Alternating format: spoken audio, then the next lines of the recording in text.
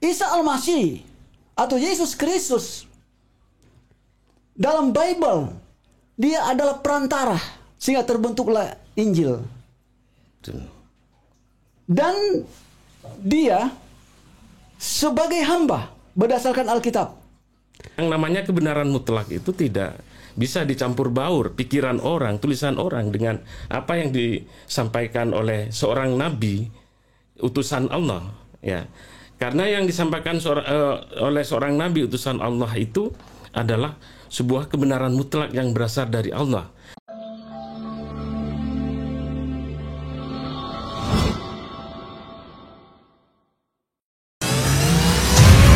Lelang dakwah, lukisan sunset pantai Pulau Lembe, Kampung Mu'alaf, karya Mary Sandia.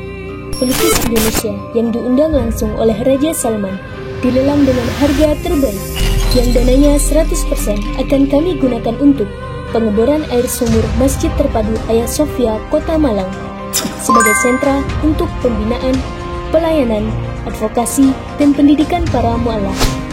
Dana yang dibutuhkan untuk pengeboran sekitar 150 juta rupiah karena lokasi berada di atas bukit dan menembus kedalaman batu keras di atas 100 meter.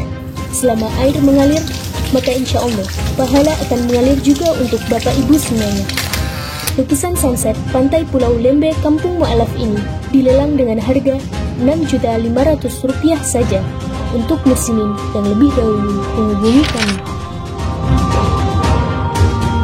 Dan berdirilah benteng yang sederhana awal untuk mengabarkan kebenaran rahmatan lil alamin.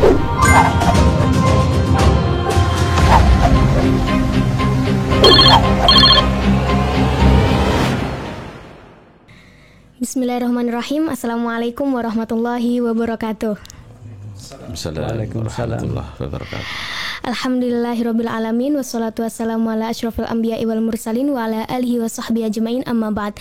Alhamdulillahirabbil alamin, pada kesempatan kali ini di Mu'alaf Center Nasional Hagia Sophia kedatangan tamu yang sangat berharga ini. Di sini telah hadir tuan guru kita Pak Dance Mumek, MTH, Magister Teologi. Saya sapa dulu. Assalamualaikum. Waalaikumsalam. Pak Dance.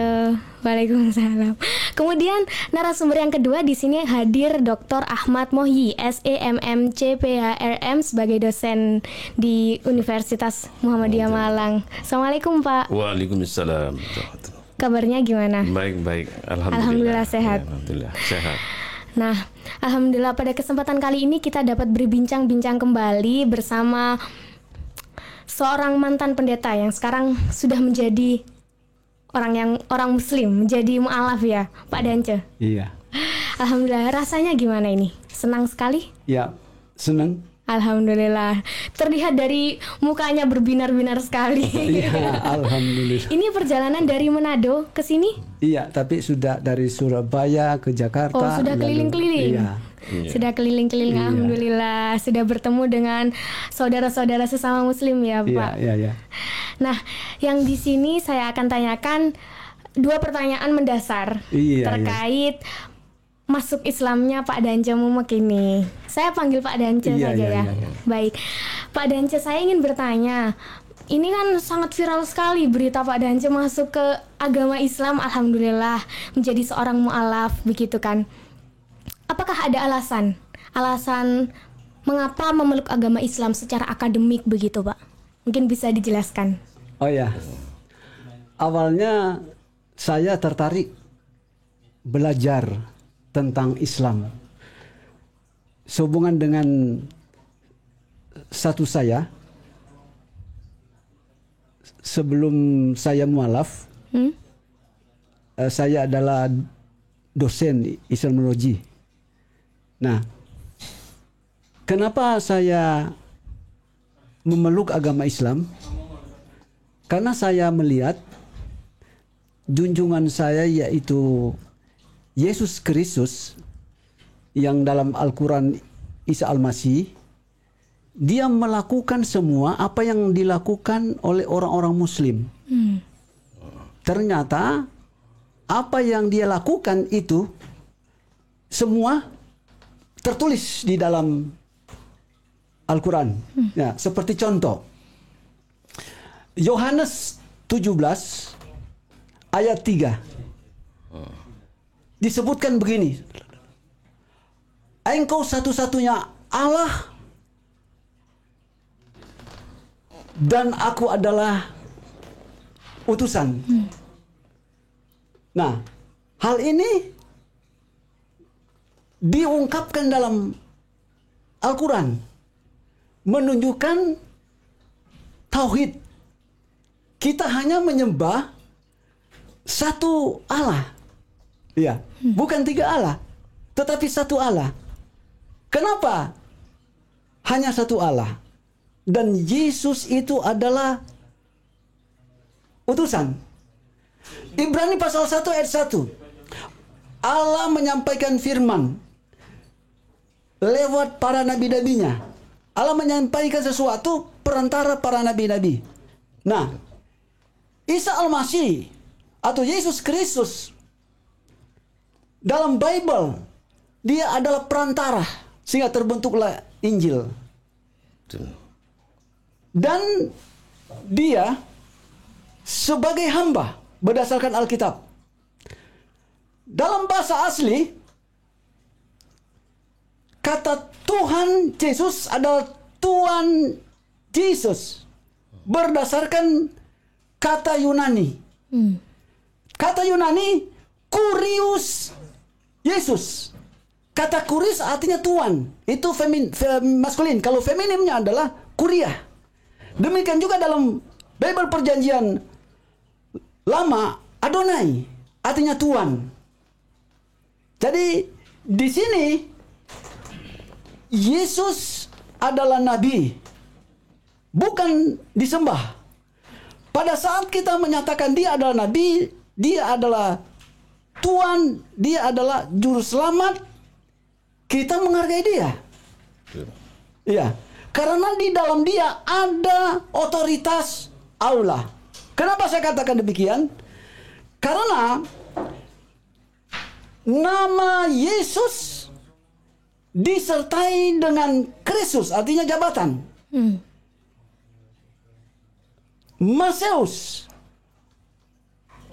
memiliki pengertian yang diurapi, yang diberikan otoritas, yang diberikan kuasa. Sehingga menggenapi kata ini dalam kitab Yohanes disebutkan Allah lebih besar daripada Yesus. Nah, itu alasan pertama.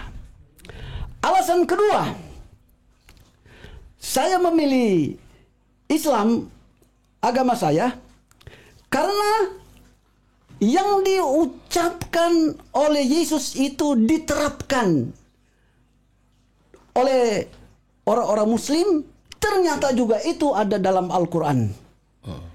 Yesus bilang begini, aku datang di dunia ini tidak merombak Taurat, tetapi menggenapi. Jadi tidak ada pembatalan. Justru mengabaikan Taurat sama dengan menghilangkan bagian keselamatan bagi dia. Nah, Yeremia pasal 31 ayat 33. Pada akhir zaman Allah akan menaruhkan hukumnya kepada hati manusia. Apa hukum itu? Hukum itu adalah Torah, Injil, dan bagian daripada Al-Quran itu sendiri. Jadi ada dua agama yang sangat berpengaruh. Mentauhidkan atau menyatakan sesembahan itu hanya satu, yakni Yahudi dengan Islam. Ya. Lalu yang ketiga, Yesus pernah mengajarkan sesuatu yang paling penting. Dia pernah bersama-sama dengan murid-muridnya lalu membasuh kaki. Dan dia anjurkan harus itu dilakukan. Dan dalam perjanjian lama disebutkan juga harus membasuh tangan. Jadi sebelum ibadah sebetulnya kita wudu. Siapa yang melakukan itu? Yang melakukan itu adalah orang-orang Muslim yang berdasarkan Al-Quran. Lalu keempat, ketertarikan saya menjadi Muslim. Pada Matius 26, di situ Yesus Kristus dan murid-muridnya. Yesus melangkah ke depan, murid-muridnya ada di belakang. Lalu dia berdoa dengan metode yang dilakukan oleh para Muslim. Bersujud. Kepala menyentuh dasar lantai. Ya. Luar biasa. Saya mengikuti jejak Yesus sehingga saya masuk Islam. Baru kelima, dalam kitab suci, setiap kali Yesus itu masuk rumah, Salam, Assalamualaikum. Dan dia juga mengajarkan dalam Yakobus, Insya Allah. Ya, Yakobus mengajarkan Insya Allah. Segala sesuatu yang dianjurkan sebut Insya Allah, kalau dikehendaki oleh Allah.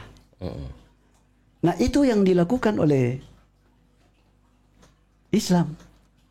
Jarang saya temui di beberapa kepercayaan. Ya. Baru keenam, berdasarkan perjanjian Abraham disebutkan turun-temurun mesti disunat, dan Yesus Kristus disunat. Iya. Betul. Saya juga sebelum mualaf mungkin sudah 7 tahun disunat. Karena itu saya lihat bukan karena agamanya tetapi Yesusnya. Iya. Dan juga dilakukan oleh Yesus dan dilakukan oleh Muslim, yakni berpuasa. Di dalam Bible 40 hari 40 malam. Mungkin kalau kita comparekan dengan kalender Yahudi 1 bulan. Dan tidak ada agama yang ikuti itu selain Muslim. Iya.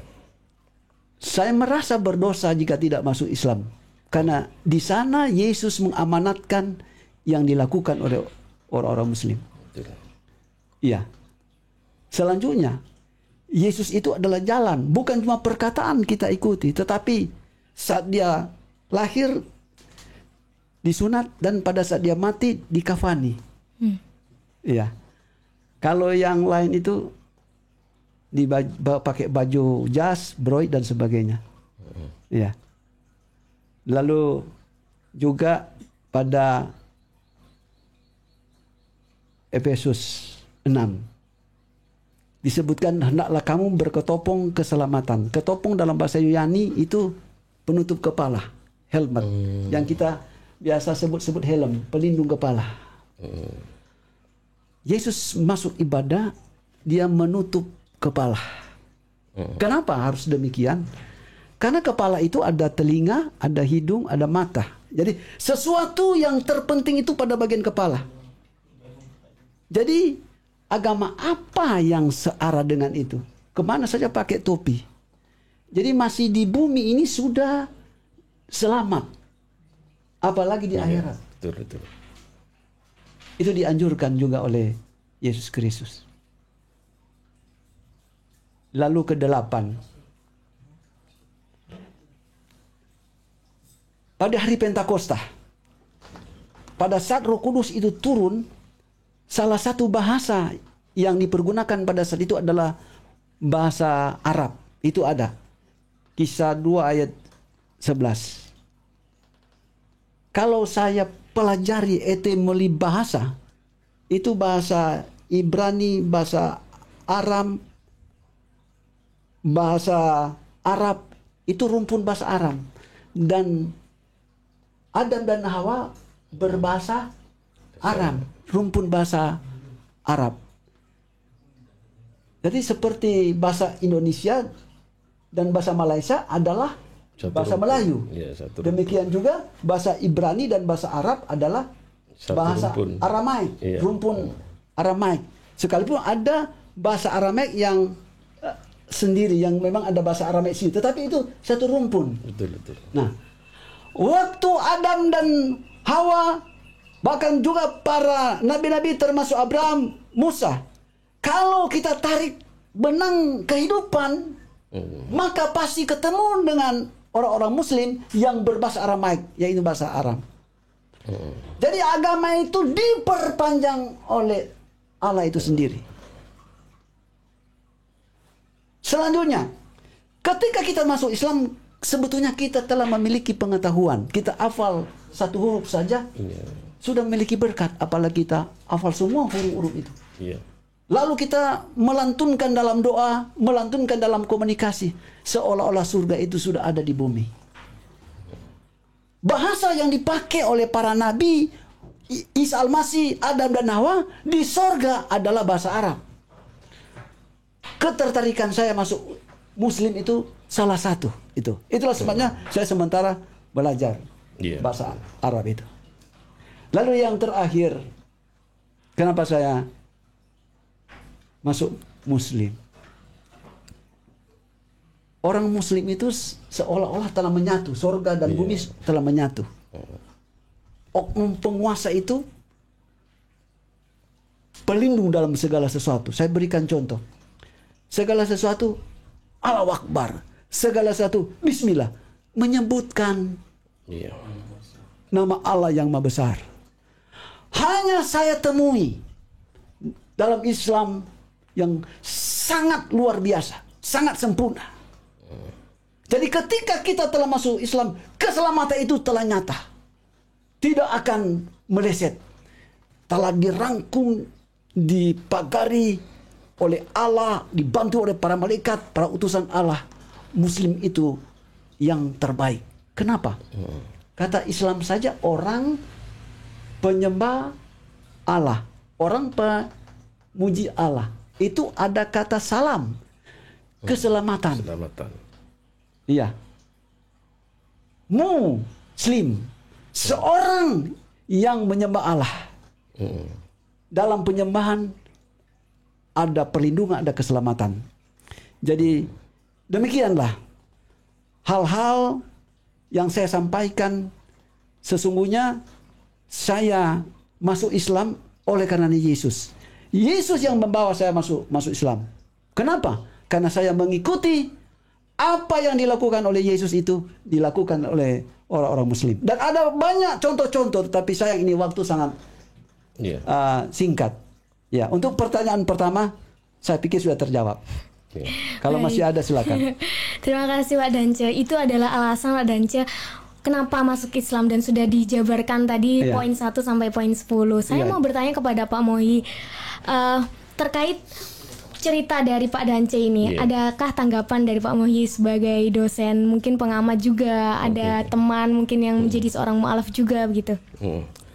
Baik, terima kasih. Bismillahirrahmanirrahim. Assalamualaikum warahmatullahi wabarakatuh. Waalaikumsalam. Saya sendiri sebenarnya dulu pernah belajar Injil 3 tahun, Kristologi di Unibro tahun 87 sampai 90. Kalau saya lihat dari tinjau dari sebuah kebenaran mutlak dan relatif. Sebenarnya terus terang kitab Injil kalau pandangan saya sebenarnya kitab Injil yang ada sekarang ini bukan sebuah kebenaran mutlak.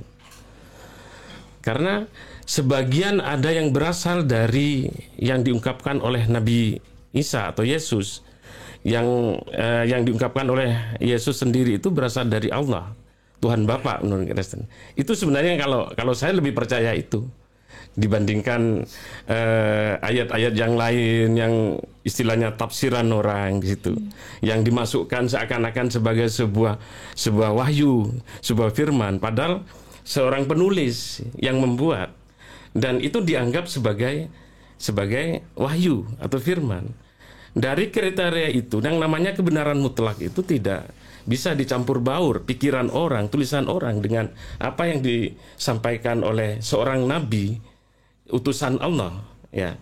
Karena yang disampaikan oleh seorang nabi utusan Allah itu adalah sebuah kebenaran mutlak yang berasal dari Allah. Kalau di Kristen Tuhan Bapa, kalau di Islam Allah. Saya kira sama dengan Yahudi, Nasrani yang Kristen, Nasrani dan Islam. Makanya dalam Islam itu ada pandangan 4 agama samawi. Ya, mulai dari agama yang disampaikan oleh Nabi Daud, ya. Nabi Daud kitabnya kitab Taurat, ya. Kitab Zabur. Ya. Kemudian Nabi Musa kitab Taurat, Nabi Isa kitab Injil, dan Nabi Muhammad tentunya kitab Al-Quran itu. Jadi kalau di dalam Al-Quran apa yang diungkapkan oleh Allah semuanya berasal dari Allah yang disampaikan oleh Nabi Muhammad, dan di dalamnya tidak ada manusia, pikiran manusia yang ikut memasukkan pikir. Dan Nabi Muhammad dia mendengar, istilahnya tentunya dari malaikat Jibril, dia sampaikan pada para sahabat, suruh tulis, suruh hafalkan. Kemudian banyak yang menghafal, kemudian ditulis pada zaman sahabat itu. Dan Nabi Muhammad tidak menambah, tidak mengurangi. Mengenai apa yang diungkapkan oleh Nabi Muhammad selain yang disampaikan yang berasal dari Allah, itu namanya hadis, dipisah. Kalau di sini kan sudah campur baur.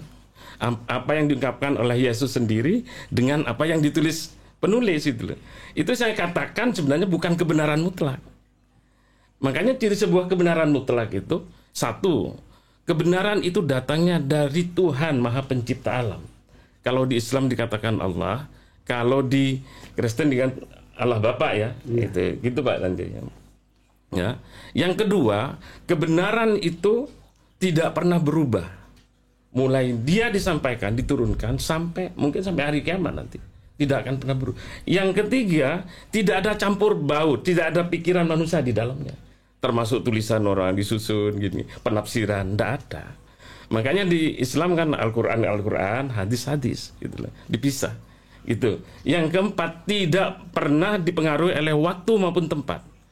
Dimanapun sebuah firman atau wahyu itu, ya sama. Makanya Al-Quran itu di mana-mana, mulai zaman dulu di beberapa tempat, beberapa negara tetap sama Al-Quran itu. Itu yang dikatakan kebenaran mutlak. Dan maaf ya, mungkin kalau yang saya pelajari dulu Injil itu kan ada perubahan, gitu loh. Termasuk perubahan arti tadi yang diungkapkan oleh Pak Dace itu. Sebenarnya Tuhan itu jadi Tuhan. Kemudian banyak sekali itu. Karena dan di dalamnya tidak ada kontradiksi yang namanya kebenaran mutlak. Tidak ada kontradiksi. Dan di Injil sendiri yang saya pelajari dulu. Jadi yang saya pelajari banyak kontradiksi. Yang satunya mengatakan, bagian satunya mengatakan begini, satunya begitu, beda-beda. Silakan mungkin saudara-saudara saya yang Kristen dalami lagi Injil itu. Itu loh. Kalau ingin benar-benar mencari kebenaran seperti Pak Dance ini. Serius itu, serius. Jadi karena apa? Manusia itu ciptakan Allah, ya, nanti juga kembalinya pada Allah. Jadi orang yang tidak mengakui Allah sebenarnya dia melakukan kejahatan besar. Dia tidak mengakui penciptanya. Ngerti? Walaupun dia berbaik-baik dengan manusia.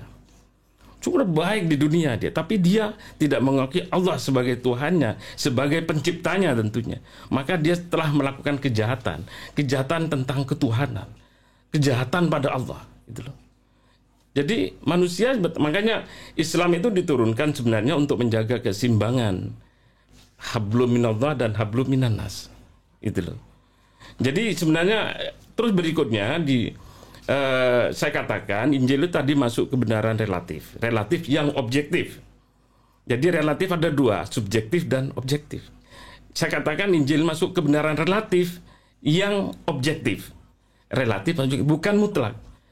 Manusia beragama seharusnya dia mengikuti kebenaran mutlak, petunjuk yang mutlak. Kalau dia mengikuti petunjuk yang relatif, dia tidak akan sampai pada Maha Pencipta. Tidak akan sampai pada Maha Pencipta. Itu yang harus dipegang. Jadi misalnya kalau yang saya pelajari benar atau tidak mengenai Pak Dance bahwa sebenarnya yang membatalkan apa yang disampaikan oleh Yesus atau kalau di Islam Nabi Isa itu Paulus. Saya kira semuanya tahu itu di Kristen Paulus itu siapa? Kan itu. Pada zaman dia pada zaman Yesus masih hidup, dia adalah musuhnya. Dia sangat membenci Yesus, sangat membenci Nabi Isa. Dia mengejar-ngejar muridnya membunuhi, menangkapi. Dia kan dalam perjalanan ya setelah istilah Yesus wafat mungkin kalau salah ya Pak Dance, dia ke Antioquia, di tengah jalan dia baru seperti kesurupan katanya melihat Tuhan Yesus, dia baru mengatakan Yesus itu Tuhan gitu loh. Ya, dalam perjalanan Paulus itu. Ya. Paulus itu. Tapi bahasa asli kan Tuan.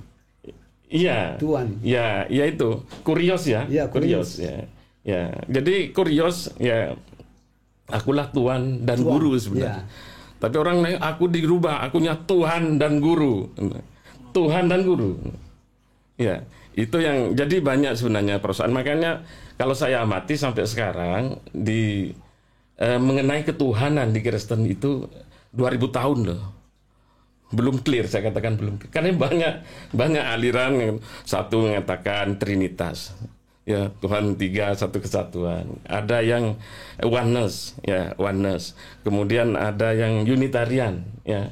Unitarian itu mengaku Tuhannya Allah yang benar. Isa adalah utusan. Itu yang sama dengan Islam. Sama dengan Islam. Jadi menurut saya sebenarnya umatnya Nabi Musa yang mengakui Allah itu Tuhannya dan Nabi Musa adalah nabinya dan mengikuti apa yang diperintahkan Nabi Musa, insya Allah dimasuk surga, jamin surga. Begitu juga umatnya Yesus atau Nabi Isa yang mengakui Tuhannya Allah dan nabinya adalah Yesus atau Nabi Isa, dan dia mengikuti apa yang diperintahkan oleh Nabi Isa, dia akan masuk surga.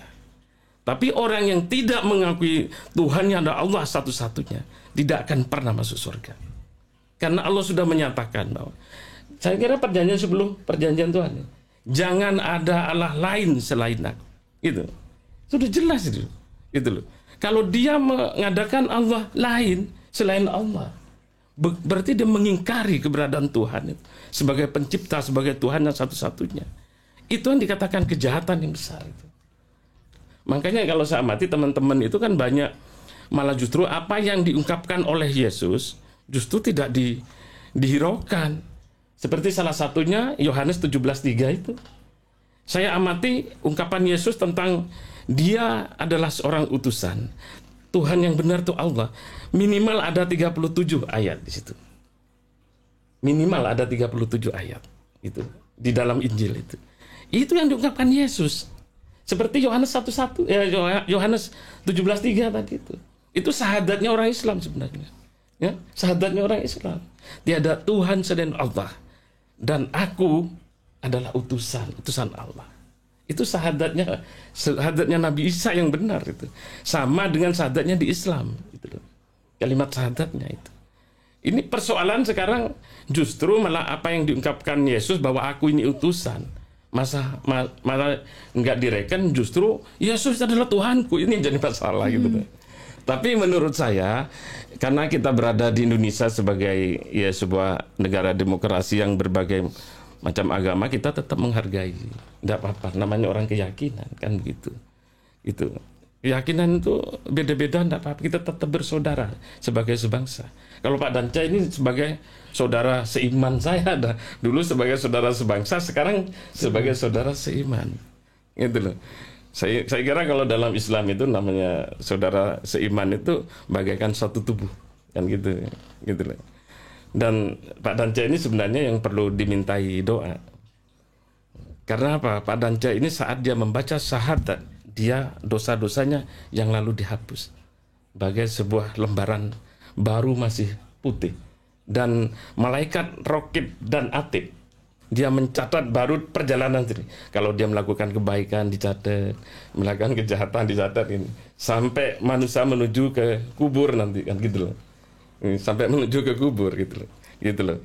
Jadi saya kira sangat jelas kalau dalam Islam itu bahwa bagaimana proses Allah itu menciptakan manusia sejak dalam kandungan, Allah mengambil roh untuk dimasukkan ke dalam janin. Jadi rohnya ditanya sama Allah, alastu bi rabbikum, apakah aku ini Tuhanmu? Roh ditanya itu. Roh menjawab, bala syahidna, engkau adalah Tuhanku yang satu. Aku tunduk bahasanya.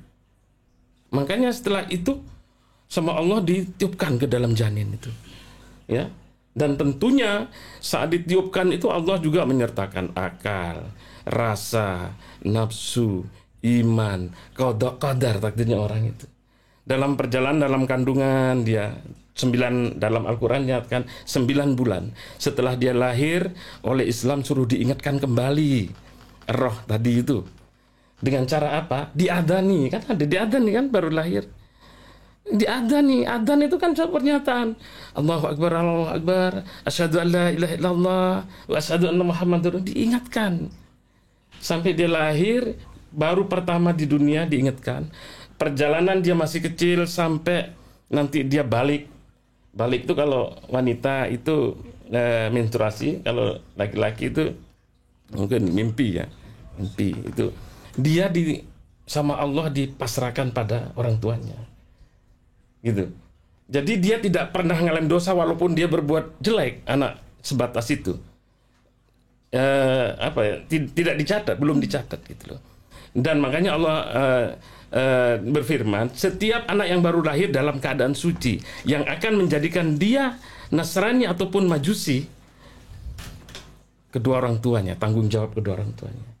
Baru setelah dia balik sampai dia mulai dicatat sama di malaikat Latif dan Atib ya. Sampai perjalanan dia ke kubur, setelah dikubur dia ditinggal 7 langkah menguburkan, dia rohnya tadi dikembalikan, dibangkitkan, ditanya lagi rohnya. Ditanya. Ya. Ditanya kembali, "Marabbuka," kan gitu. Siapa Tuhanmu? Artinya apakah dia tetap masih janjinya dulu, tidak mengingkari siapa Tuhanmu? Kalau dia jawab Allah Tuhannya, berarti dia benar janjinya dulu, janji waktu mau ditiupkan itu. Ya, alastu birabbikum, berarti janjinya benar dia kalau dia saat marabbuka, siapa Tuhanmu? Allah. Karena menurut ya para kiai ustadz itu bahwa yang menjawab bukan mulut kita nanti. Ya, siapa Tuhanmu? Allah. Nabimu siapa? Muhammad. Quran, kitabmu, Al-Quran. Insya Allah akan lolos. Karena ini tergantung bagaimana perbuatan dia di dunia. Seperti itu. Saya kira memang Allah itu tidak semua orang manusia diberi hidayah. Orang yang diberi hidayah itu luar biasa. Pilihan Allah itu. Karena Allah berjanji kalau dia istiqomah akan menjamin surga. Banyak mungkin orang mengatakan sekedar mengakui Yesus masuk surga. maaf. Dipikir kembali, ngerti maksudnya. Apakah itu betul-betul dari istilahnya perintah Allah pada Yesus bahwa sekedar mengakui? Makanya teman-teman, maaf ya teman-teman di Kristen, kalau ditanya, misalnya saya mengakui Yesus Tuhan, kemudian berbuat jelek, apakah tetap masuk surga? Bingung jawabnya. Kalau di Islam enggak. Orang mengakui satu-satunya Tuhan adalah Allah, nabinya adalah Muhammad. Ya, pertama sebenarnya landasan syahadat. Setelah itu dia dalam perjalanan berbuat baik kemudian jelek. Mungkin nanti di hari penghakiman, karena manusia saat dikubur itu dia menunggu, dan dikubur kalau dia di dunianya baik akan ya dikubur aman lah, bahagia. Tapi kalau di dunianya dia jelek jahat, dia akan disiksa sampai pada hari kiamat. Di hari kiamat akan dimatikan seluruh makhluk di alam itu, baru oleh Allah dibangkitkan, baru nanti dihidupkan kembali, masuk ke alam akhirat. Di situ nanti ada hari penghakiman. Hari penghakiman. Jadi akan dibuka masing-masing orang itu, yang kebaikan yang telah dia lakukan dan keburukannya apa. Nggak bisa dipungkiri lagi. Kalau dia ditimbang ternyata banyak kebaikannya, dia dalam melewati jembatan Sidratul Muntaha, ya, dia akan berjalan lancar. Kalau dia mungkin banyak kejelekannya, dia cemplung ke neraka, dicuci dulu, dibalas karena perbuatan jeleknya di dunia, baru setelah terbalaskan dia baru diangkat ke surga. Selama dia mengakui tiada Tuhan selain Allah. Kalau orang tidak mengakui tiada Tuhan selain Allah, tidak akan selamanya masuk surga. Karena dia telah mengingkari keberadaan Tuhan Maha Pencipta, yaitu Allah. Makanya saya katakan orang tersebut sebenarnya telah berbuat jahat pada Allah. Kan gitu. nggak mungkin Allah akan memasukkan dia ke dalam surga. Maka dikatakan dalam Islam adalah dia di neraka jahanam selamanya, kan begitu. Ini pegang. Makanya istilahnya ini sebuah yang saya pelajari dalam Islam. Saya sangat kagum sekali kepada teman-teman yang dapat hidayah, termasuk Pak Danca, ya itu. Dan karena Allah itu memilih Pak Danca itu untuk diberi, tidak semua orang itu dibuka pikiran tentang kebenaran. Ada yang ngotot. Mungkin Pak Danca ini banyak yang hujat, itu wajar gitu lah. Karena tidak semua orang tapi menurut janganlah. Terutama kepada, kalau pesan saya kepada teman-teman Nasrani atau Kristen, tidak usah, itu suatu yang wajar. Kalau kan ada juga orang Islam masuk Kristen, ya, selama dia tidak menghujat Nabi atau Quran, ya kita biarkan, tidak apa-apa. Gitu. Jangan dah. Saya mungkin yakin, kan saya mengikuti Pak Danjaya ini. Gitu. Kok sepertinya hujatan dari yang lain tidak diakui sebagai pendeta gitu loh. Ya ngapain, udah jelas Pak Danjaya. Ya, tadi banyak itu bukti-buktinya gitu. Dan Pak Danja dulu pernah dari UNER ya, Universitas Airlangga. Iya.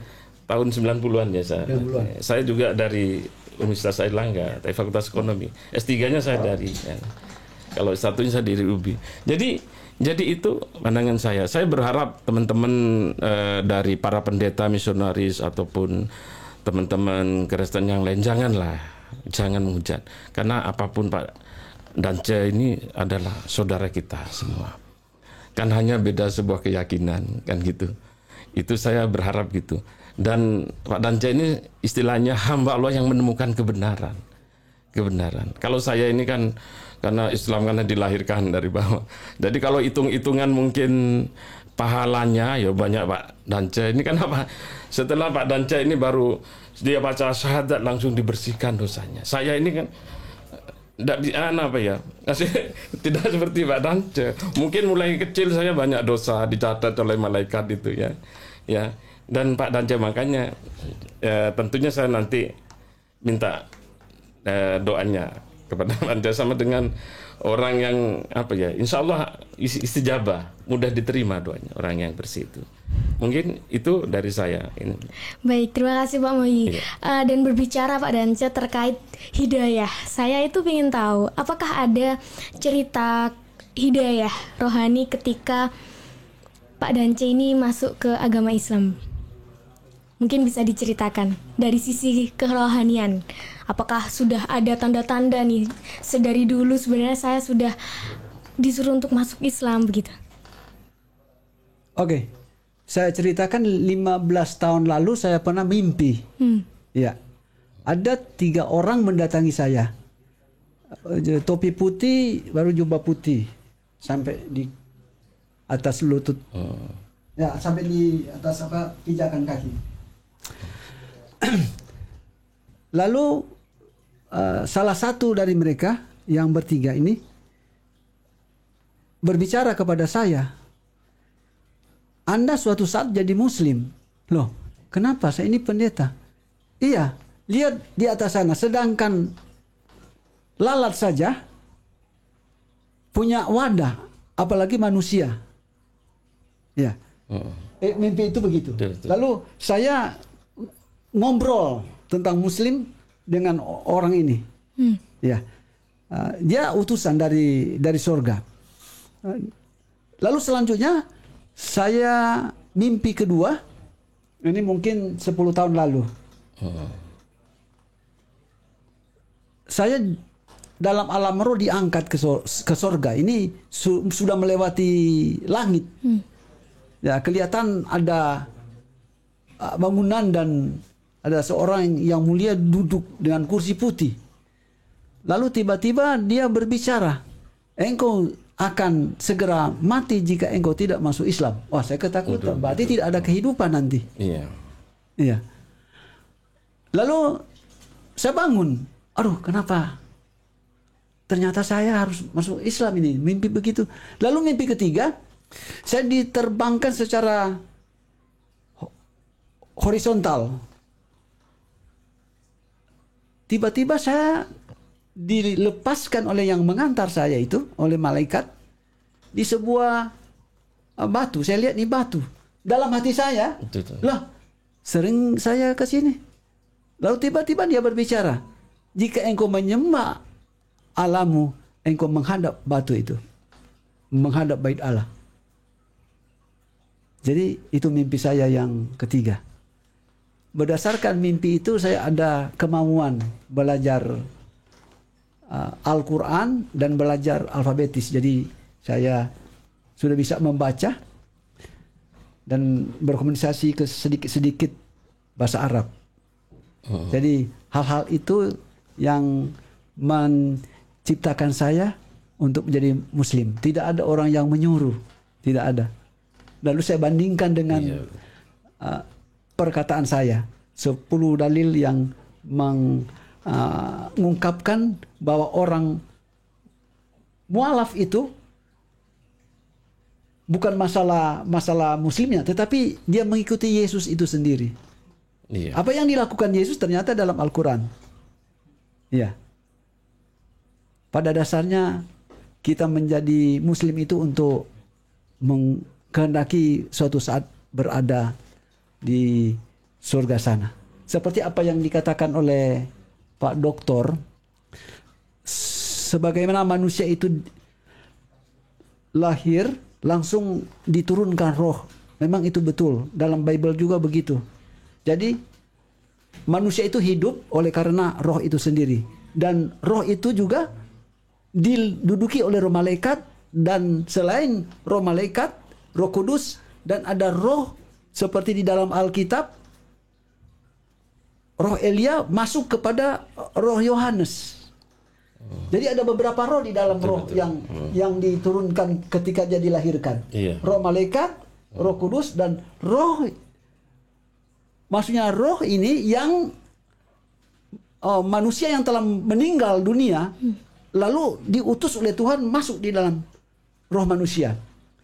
Ya, itu bukan hanya saya karang-karang, itu ada di dalam Alkitab. Roh Elia masuk ke Yohanes. Ya.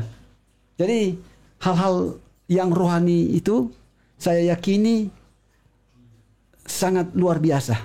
Saya tidak bisa lagi goyang menjadi seorang Muslim. Sekalipun dalam YouTube saya, Facebook saya itu banyak caci maki. Bermacam-macam mereka sebutkan.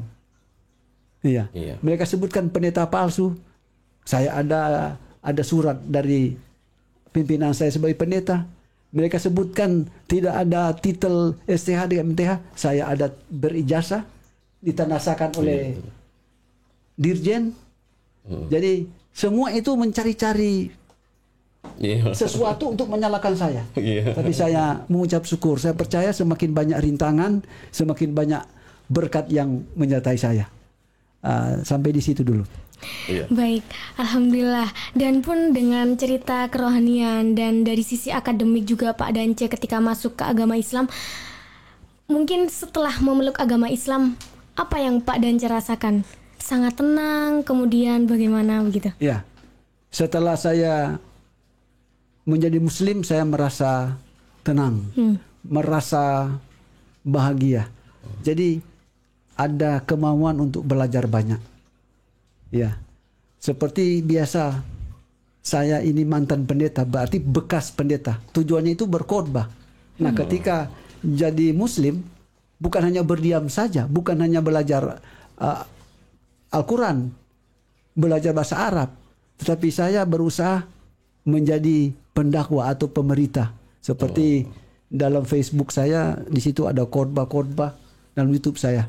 Jadi saya sementara belajar bahasa Arab untuk menunjang khotbah saya, tapi bukan khotbah lagi versi Kristen, tetapi khotbah versi Muslim.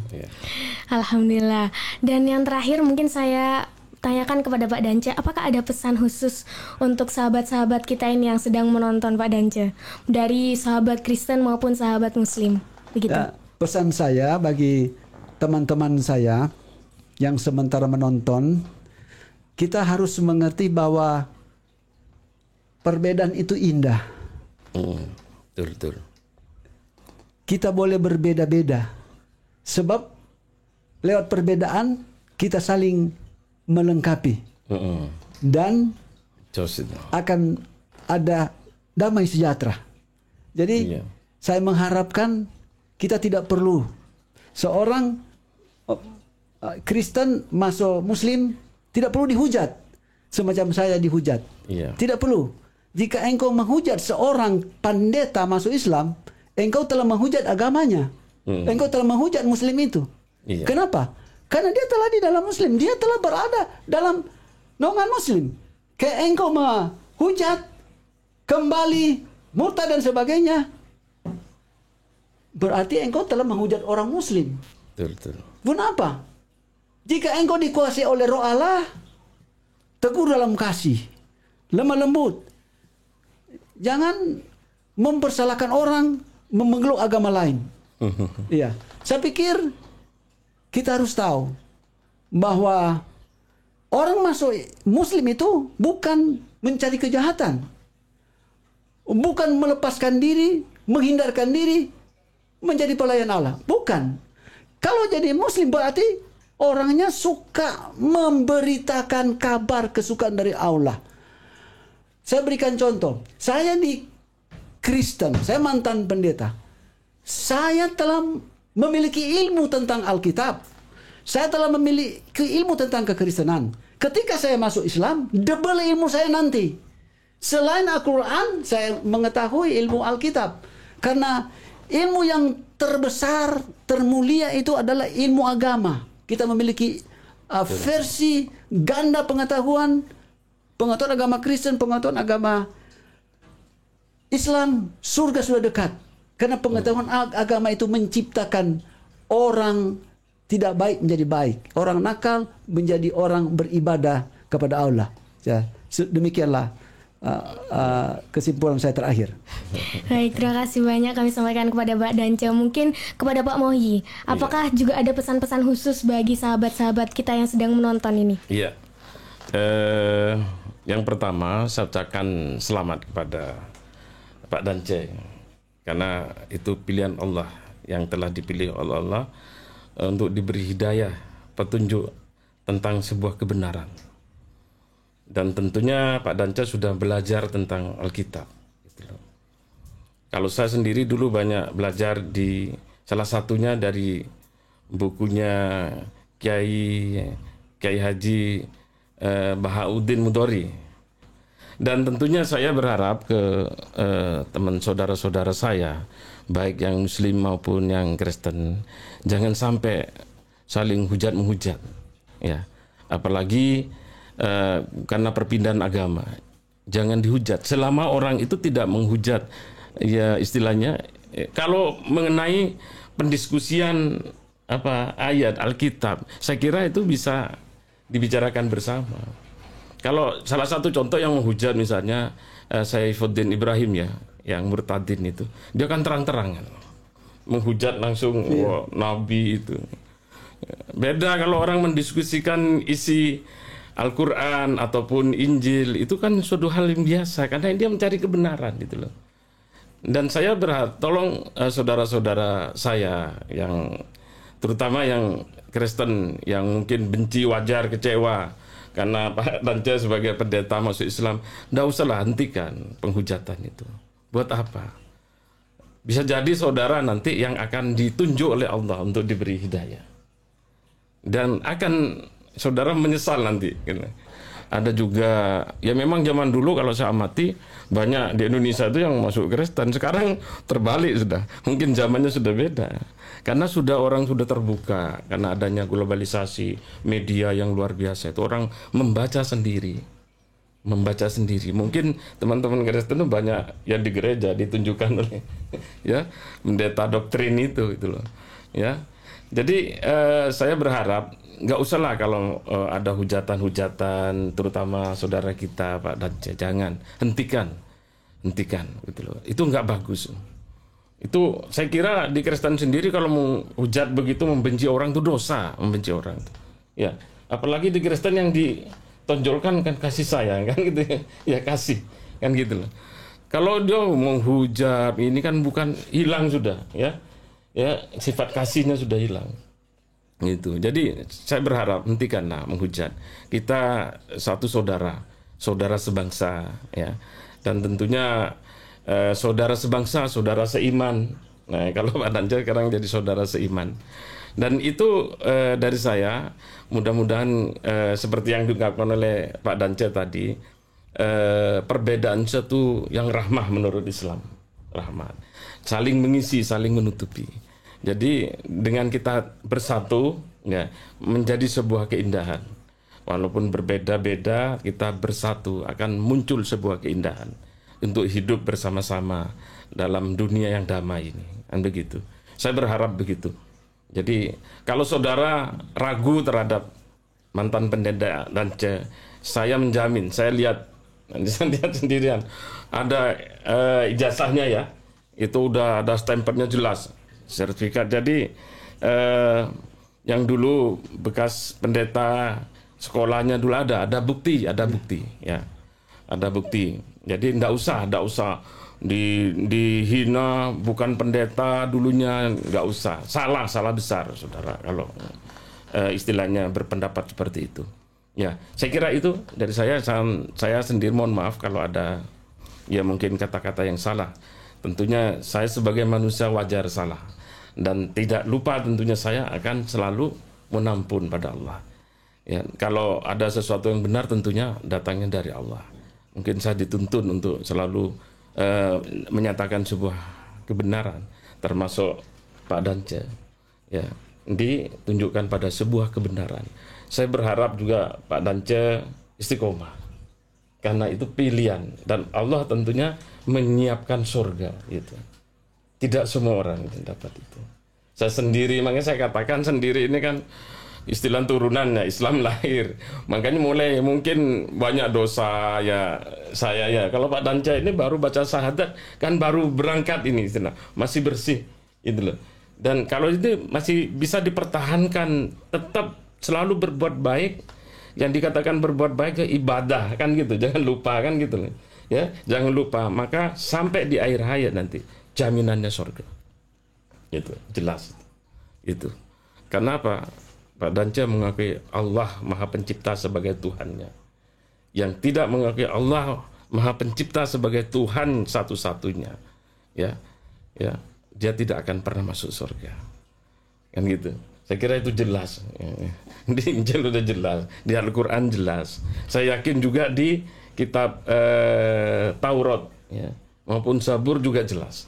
Allah satu-satunya sebagai Tuhan yang benar. Pada zamannya nabinya berbeda-beda. Zaman Nabi Daud, nabinya David kalau Daud itu David. Zamannya Nabi Isa, Nabi Musa kan 2000 tahun sebelum Nabi Musa, ya. Tuhannya Allah, nabinya Nabi Musa. Pada zaman Nabi Isa, Yesus, Tuhannya Allah, nabinya adalah Isa atau Yesus. Ya. Setelah 600 tahun Yesus wafat, Nabi Isa wafat, 600 tahun muncul Nabi Muhammad. Muncul Tuhannya Allah, yang Esa, nabinya Nabi Muhammad sebagai utusan menyampaikan. Dan di Quran dinyatakan adalah sebagai nabi terakhir. Allah sendiri itu, bukan Nabi Muhammad mengatakan, Allah dalam Al-Quran. Yang gitu. Seperti yang saya terangkan, Al-Quran itu murni 100% dari Allah. Jadi Nabi Muhammad tidak nambahi, tidak ngurangi itu. Gitu. Ya, gitu. Ya, saya kira itu dari saya. Assalamualaikum warahmatullahi wabarakatuh. Waalaikumsalam warahmatullahi wabarakatuh. Terima kasih banyak kepada Pak Mohi dan Pak Dance yang sudah hadir di tempat kami dan memberikan pengalaman yang sangat menarik, cerita tentang bagaimana masuk Islam, kemudian hidayah apa yang didapatkan begitu. Semoga ini menjadi menambah keimanan kita, ketakwaan kita kepada Allah Subhanahu wa taala. Sekali lagi saya ucapkan jazakumullahu khairan katsiran telah datang dan bercerita di Mu'alaf Center Ayah Sofia. Baik, saya izin untuk menutup. Terima kasih banyak sahabat Ayah Sofia dimanapun Anda berada yang telah menonton dan mendengarkan cerita dari Pak Dance dan Pak Muhyi. Baik, saya tutup. Terima kasih banyak. Wassalamualaikum warahmatullahi wabarakatuh. Waalaikumsalam warahmatullahi wabarakatuh.